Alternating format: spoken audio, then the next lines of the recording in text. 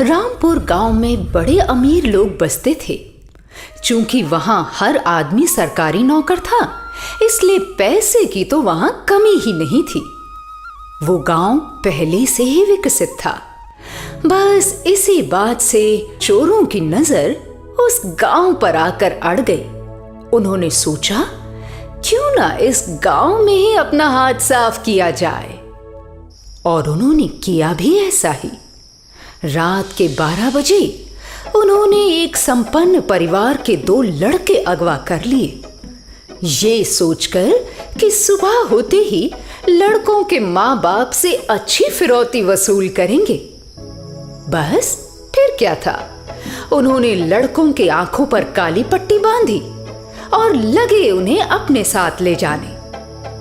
वो उन लड़कों को पकड़कर अभी थोड़ा ही आगे गए थे कि लड़कों ने जोर जोर से चिल्लाना शुरू कर दिया, बचाओ, हमें कोई बचाओ, हमें इन्होंने पकड़ लिया है, हमें कोई बचाओ, छोड़ो हमें, छोड़ो हमें। इस बात पर चोरों के सरदार को गुस्सा आ गया। उसने अपने साथी से बच्चों के मुंह में कपड़ा ठूस देने के लिए कहा, जिससे ना शोर होगा और ना ही उनके पकड़े जाने की कोई आशंका ही रहेगी। ना रहेगा बांस और ना बजेगी बांसुरी। चलते चलते रास्ते में एक कब्रिस्तान पड़ा। रात के 1 बजे थे। चोरों की आंखों के सामने तो जैसे कोई करिश्मा हो रहा था। एक कब्र के ऊपर से अपने आप ही मिट्टी खिसक गई और फिर देखते ही देखते उसके अंदर से एक विशाल सा जिन्न बाहर आया। जिन्न को देखते ही चोरों की सिट्टी पिट्टी गुम हो गई।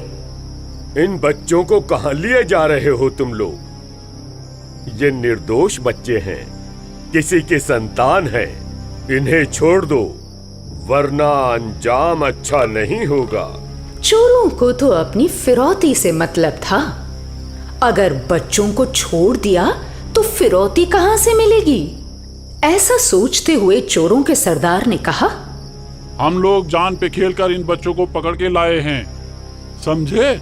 और तुम कह रहे हो कि छोड़ दो? ऐसे कैसे छोड़ दे? ऐ जिन, हमें डराने से अब कुछ नहीं होगा। तुम अपने रास्ते चलो और हमें अपना काम करने दो, समझे? मैं कहता हूं बच्चों को छोड़ दो, वरना अंजाम अच्छा नहीं होगा। अरे हम नहीं छोड़ेंगे इन बच्चों को, कह दिया ना। नहीं छोड़ेंगे तो नहीं छोड़ेंगे। चोरों ने उन बच्चों को नहीं छोड़ा।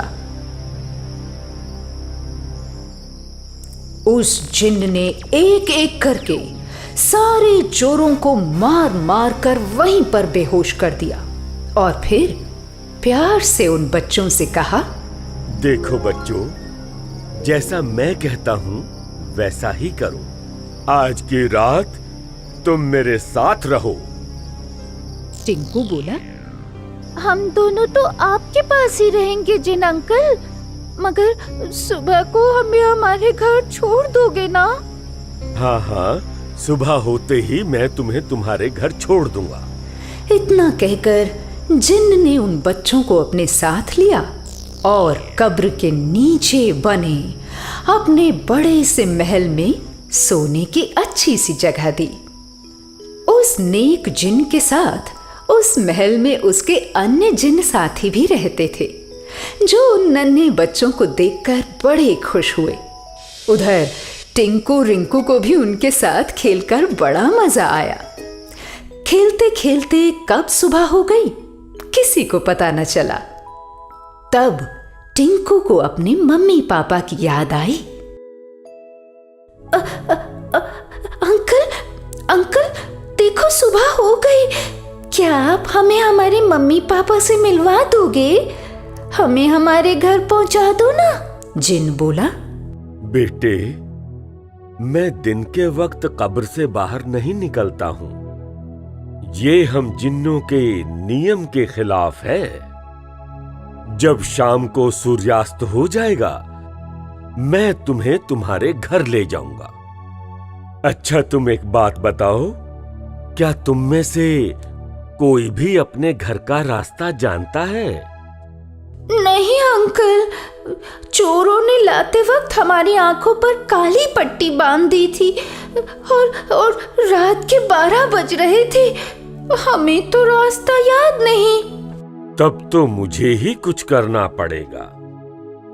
अच्छा ठीक है, सूर्योदय होने में कुछ समय बचा है, तो मैं इस समय में किसी एक चोर को जगाकर उससे ही तुम्हारे घर का रास्ता पता कर लूंगा। इस इरादे से जिन जैसे ही कब्र से बाहर निकला तो देखा कि सूर्य उदय हो गया था और दिन निकलने के बाद जिन की जादुई शक्तियां खत्म हो जाती हैं। उधर चोरों को भी होश आ गया था। जैसे ही उन्होंने जिन को देखा, लगे उसकी पिटाई करने।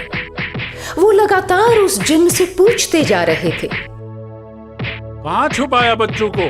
बोल, नहीं तो तेरी जान ले लेंगे। बताता है या नहीं? वो जिन उन मासूम बच्चों की खातिर मार खाता जा रहा था। इतनी मार खाने के बाद भी उस जिन ने चोरों को बच्चों का ठिकाना नहीं बताया। इतनी मार खाकर वो जिन वहीं पर बेहोश हो गया, मगर बच्चों का ठिकाना बताना उसे गवारा न हुआ। उन चोरों ने उसे उठाकर अपने अड्डे में पहुंचाया ताकि रात भर उसे बच्चों का ठिकाना पता लगवाया जा सके। मगर जिन भी अपनी जिद पर अड़ा था। वो तो बस रात होने का इंतजार कर रहा था कि कब रात हो और उन बच्चों को चोरों के चंगुल से छुड़ाए। रात के 10 बजे थे कि तभी जिन बोला, सुनो, मैं तुम्हें बच्चों का पता बताता हूं। तुम चलो सबके सब मेरे साथ। चोरों को तो पैसे का लालच पहले से ही था। वो भागे भागे गए जिन्न के पीछे।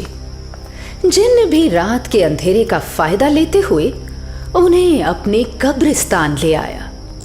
जैसे ही कब्र की मिट्टी हटी तो सारे के सारे चोर कब्र के नीचे महल के अंदर प्रवेश कर गए और देखते ही देखते कब्र के ऊपर मिट्टी फिर से जमा हो गई। ऐसी जमा हुई कि फिर न हटी। अब तो चोरों के बचने का रास्ता ही न था। वो चाहकर भी अपनी जान नहीं बचा सकते थे, क्योंकि जिन्न की ताकत को कोई नहीं आंक सकता। फिर पलक झपकते ही उस जिन्न ने अपने सारे साथियों को बुलाया और उनसे कहा, ये देखो, ये चोर हैं जिन्होंने मिलकर 2 मासूम बच्चों को अगवा किया है। 2 नन्ही जिंदगियों को दांव पर लगाकर ये पैसे कमाना चाहते हैं। और जिन्नों का सरदार होने के नाते मैं चाहता हूं कि ये सब यहीं मरे दफन होकर जिंदा। इन 12 चोरों में से एक चोर को छोड़कर बाकी चोरों को मौत के घाट उतार दो। जाओ, सुबह होने से पहले ही हमें ये काम करना है, ताकि फिर कोई जिंदगी में बच्चे ना चुराए। और हुआ भी ऐसा ही। जिन्नों ने अपने सरदार की बात मानते हुए चोरों को वहीं पर ढेर कर दिया और बचे हुए एक चोर के माध्यम से उन मासूम बच्चों के घर तक उन्हें छोड़ा।